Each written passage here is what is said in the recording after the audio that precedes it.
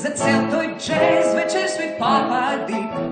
Базиран на истоимената драма на Маурин Далас Ваткинс по текстови на Фред Еп и Боб Фоси, на музика од Џон Кандер, мюзиклот Чикаго представува повеќе од остварување на сон на режисерката Наташа Поплавска.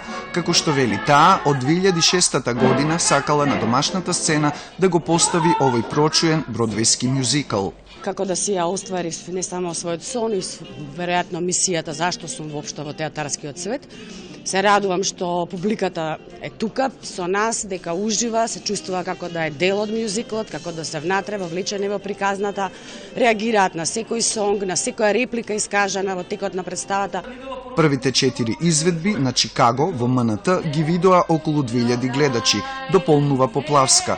Тоа за нејзината долгогодишна соработничка, кореографот Олга Панго, до некаде е очекувано. Јас го очекував овој публицитет, бидејќи Чикаго е Чикаго. Нели, тоа е направен добро од некои автори многу порано пред нас. Јас и Наташа само го сублимиравме и својата визија за Чикаго ја дадовме. Во оваа обштествена сатира главни теми се борбата за живот, професионалната реализација, корупцијата на судскиот систем и манипулацијата врз медиумите. Работена е како копродукција меѓу Македонскиот народен театар, Македонската опера и балет и Факултетот за музичка уметност со учество на 70 актери, танчери, хористи, музичари и гости актери од театарот за деца и младинци и од драмскиот театар. Мюзиклот Чикаго е прва македонска продукција од овој вид за која е платена лиценцата од оригиналната бродвејска постановка од далечната 1975 година.